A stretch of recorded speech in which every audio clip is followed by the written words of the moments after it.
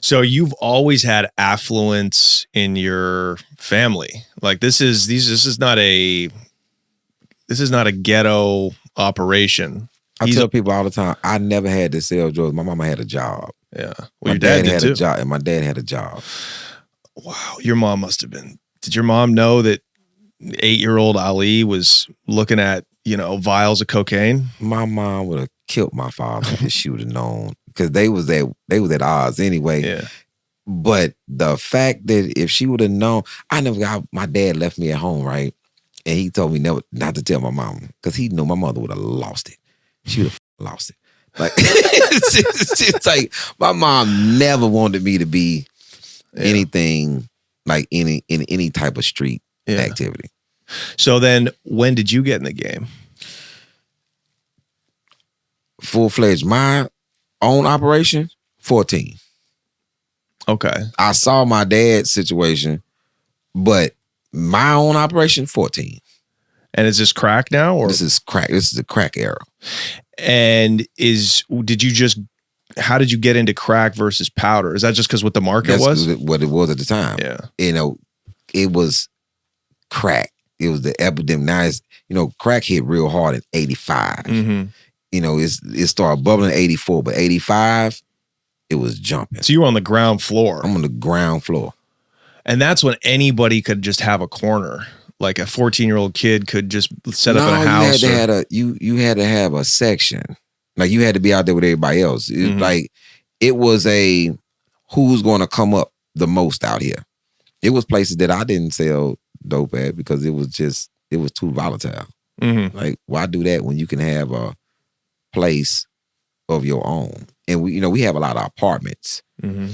So on the southwest side, if you in an apartment complex, you have access to everybody that's in an apartment complex that's doing drugs. But now you have Kirkwood, Briar Forest apartments, the Greens. But where I come from is all Fondren.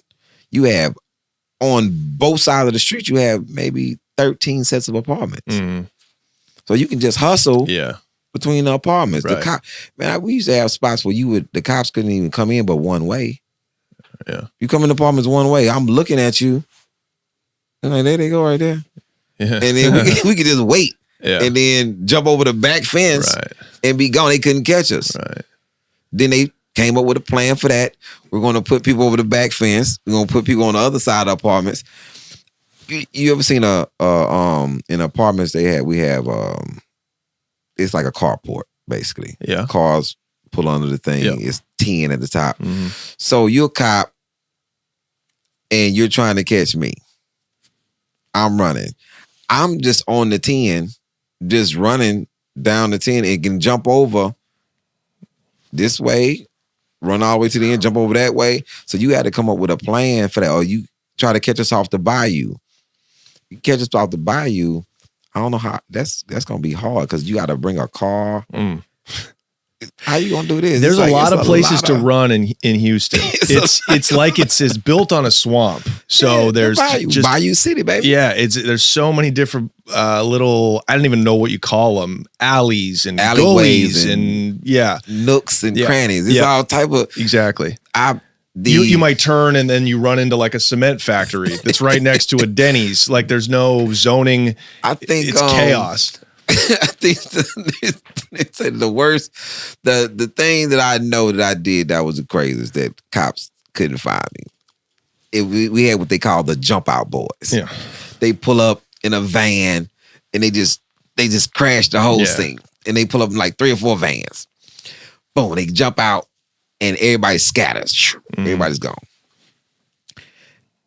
So in a ditch, they put a cement like cylinder in a ditch so water could flow through. Right. So everybody's running. I go in the ditch and I'm under the cylinder. I'm in the cylinder. And I can hear them. No, we don't know. They're trying to catch it. But it's enough water in there that you can't see me and my face is just right above like this. That's so gross. I'm not coming out. So you're in rainwater. It's just rainwater, mud. Oh.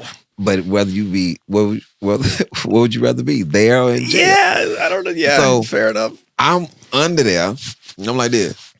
You're literally, and I'm under there like this. I'm holding my breath, and this dude that we know smokes, he under that too. I'm like, man, they chasing everybody now.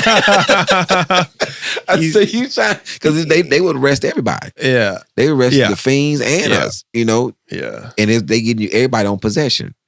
Yeah, well, but what's a 14-year-old? You know, you're not going to prison for selling crack. You're going to juvenile on Chimney Rock. For how long? Until you go to court, right? And they sentence you to whatever you're gonna do. Yeah. Texas is a weird place. You know, they'll hold you. They'll hold you until you come of age. Wow. You know how crazy it is to keep getting set off. You know, push his court date back. Push his court date back. Then you age up. Yeah. Now you 18. Oh, look at that. Happy birthday. Yeah. Here's 5 to 10. As an adult. Yeah. But then, you know, it's down now to like 16. Wow. Yeah, a lot of states are like that. So I met guys that got caught up in Texas with like hundreds of pounds of weed. And they were like, thank God I got caught with huge amounts, because now I get to go do 3 in the feds. Whereas if I got caught with a pound of weed, I'd be doing like 5 in the state. Yep. You know what I mean? Yeah. Wild. And state and fed is totally two different things. So you get on. Did your dad hit you off with powder? My dad would have lost his mind if he would have known. So your dad never enabled you. Charles. My dudes in my neighborhood. Dude named Charles. I was buying from Rynell, but Charles was the main guy.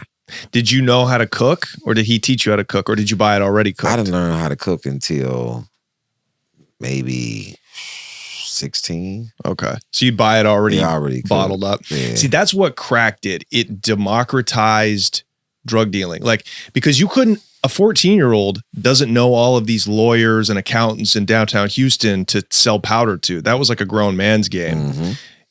Crack, whether it was in New York or LA or Houston, which these are probably the 3 top cities that really exploded the market. I think people underestimate how crazy Houston was. I know for facts a lot of people who were upstate was getting their drugs from Houston. Yeah, exactly. Because of the price difference. There's a huge hub. Even when I got up in the game, I noticed the price difference between Houston and like taking it up to Tennessee or New York. Houston's the cheapest. Yeah, New York was getting rate fee. You paying 36, I'm paying 15 on a kilo. 15,000 on a kilo. That's $15 a gram. You know what I'm saying? And that's for powder. That's for stuff that non-processed. Yeah, exactly. And then I'm gonna step on it. Yeah. Yeah. So were you buying birds by the way? Yes. I got busted with 5 keys. Oh, so you had success. Oh, yeah, we had a real operation. Oh, for sure. Unlike, I'm not proud of it, but yeah, for sure. I'm proud of it. I'm proud of you. like, man, it was detrimental to my community, but I didn't stay on the corner long. What a phenomena, right? Like, did you guys, what was the sentiment? Like, you weren't hood. You weren't really ghetto. You weren't poor. But a lot of people had gotten into the game. A lot of young black kids, these are children, saw this like huge flow of money into the hood. Crack brought millions of dollars into the ghetto. Man. Was the feeling like, oh my God, this is like a lottery ticket? Yeah. Did you feel like God had just showered this community with money? I felt crazy because I knew what this was doing. Like I was never like disconnected to my morals when I was selling dope. It was crazy. I never sold to children, never sold to pregnant women. Mm-hmm. It's like it was I'm still under the old school way of honor amongst thieves. I don't want my neighborhood to be a crack neighborhood. I just want to make money, but I don't want to live in a crack neighborhood. You know, my apartments, it was a lot of, I didn't want to live in the Carter. You know, I'm not living in the Carter. I'd rather New Jack City for all you tykes that don't know what he's talking about. Check it out. So I think at this time, people understand people were still working and using. Yeah, it wasn't to epidemic proportions at that time. It was like, this is new. Right. I'm still sad that my man Keith started smoking, and people who I knew they got caught up on it. Because I'm like, yo, you still got your name tag on your shirt. You still work. Right. Well, I think crack, the difference between like heroin or even meth is that you can't function for very long. Like it turns you into a zombie pretty quickly. But crack is cocaine.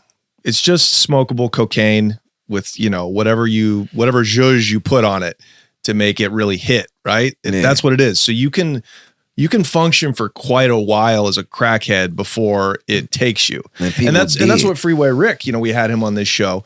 He told that to us. He was like, yeah, I didn't really understand the implications at the time. Cause like I would give it to, a school principal and she would go light up, and it just didn't dawn on us till a lot later, the effects, what it really did to the community. Yeah, I saw my man go down. Like Keith. He was healthy, functioning dude. We called him Brooklyn because that's where he was from. And I never forget when I noticed it, because he was selling at first. And then I noticed that he came and bought a 50-pack from me. And then he bought another one, like really fast. And then I'm outside, and my man like, yo, man, you seen Brooklyn? I said, nah, he just bought 2 joints from me. He said, yeah, that boy there smoking. I said, what? So when I saw him again, I asked him, I said, yo, Brooklyn, are you smoking, bro? Nah, I got this white girl. And that's when I knew because everybody who started smoking, I always told me they got some white girl on the line that they selling to. Where's she at? Why she ain't coming to get it? Why we ain't never seen her? And then we did see her. She was a smoker. Yeah. You smoking with him. And it started with him doing primos. Weed with, crack. And then like, when I started seeing dudes do primos, I knew what y'all doing? So you think a lot of people that were selling in those early days turned into smokers? Yeah. Yeah. Like, man, I